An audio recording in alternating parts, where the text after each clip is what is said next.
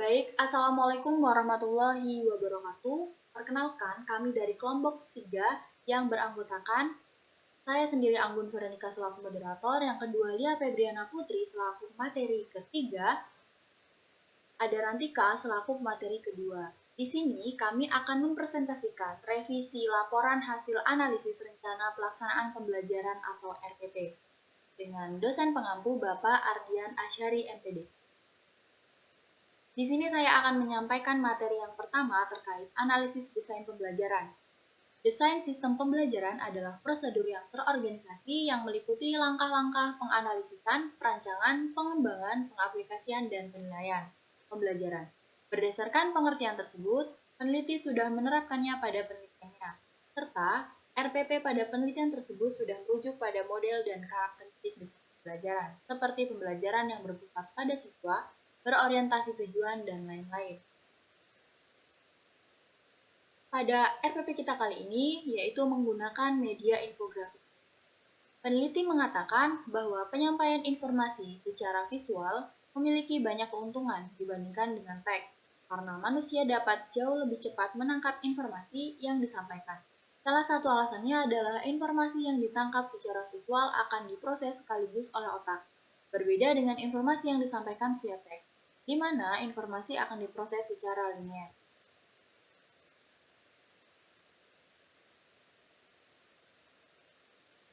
Pada RPP penelitian tersebut, peneliti menggunakan model pembelajaran discovery learning, yaitu suatu metode pembelajaran yang merujuk pada pembelajaran ruang kelas tatap muka yang tujuannya untuk memahami konsep yang akhirnya sampai kepada suatu kesimpulan. Model pembelajaran ini dapat menguatkan struktur kognitif siswa dengan cara mengaitkan informasi baru pada konsep-konsep relevan. Media pembelajaran yang digunakan berupa media infografis. Berdasarkan hal tersebut, landasan psikologis desain pembelajaran yang digunakan yaitu menggunakan teori skema dan muatan kognitif, yaitu representasi visual dari sebuah kumpulan data, informasi dan desain. Pada infografis terdapat konsep visual dalam bentuk struktur, sistematik, alur serta navigasi akan menjadi bagian penting sebagai ilmu dalam bidang komunikasi visual.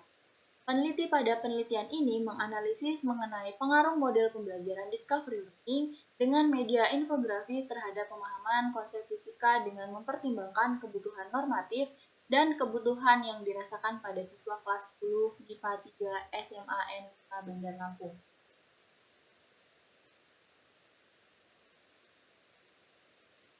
Berikut adalah bab 1 dari RPP yang kami analisis. Untuk materi selanjutnya akan disampaikan oleh teman saya, yaitu Rantika. Kepada Rantika dipersilahkan. Baik, terima kasih kepada moderator. Di sini saya akan melanjutkan materi. Dalam menganalisis penelitian pembelajaran, peneliti menggunakan KD 3.2 dan KD 4.2 dengan materi pokok besaran pengukuran dan vektor, dan dengan indikator pencapaian serta tujuan pembelajaran yang sudah memenuhi KKO pada taksonomi Bloom. Nah, ini merupakan kompetensi dasar dan indikator pencapaian yang digunakan oleh peneliti pada skripsinya.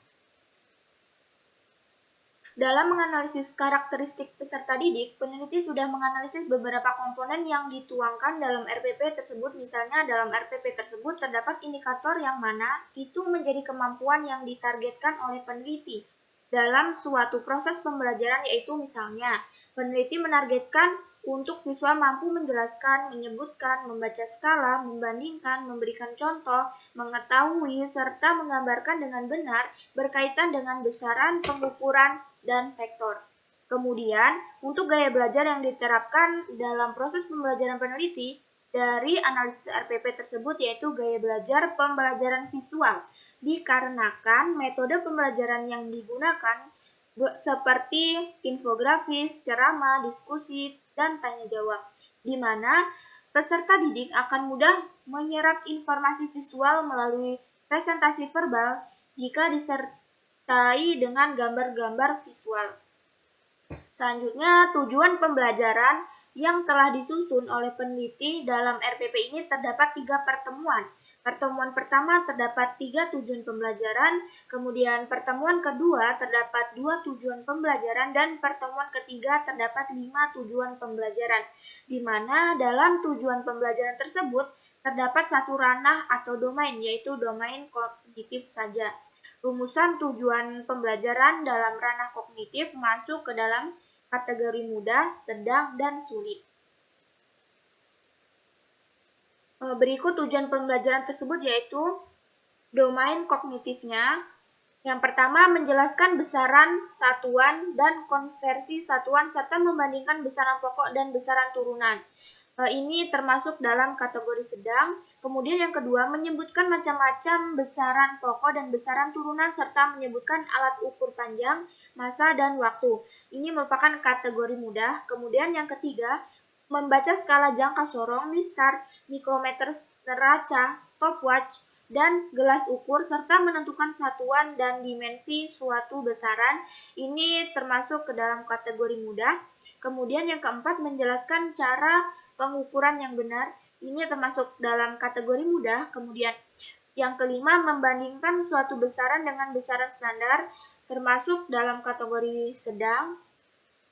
Yang keenam, menyebutkan perbedaan antara besaran skalar dan vektor. Ini termasuk ke dalam kategori mudah. Yang ketujuh, memberikan contoh peristiwa yang mempresentasikan besaran vektor dalam kehidupan sehari-hari. Ini termasuk ke dalam kategori sulit. Yang kedelapan, mengetahui notasi vektor.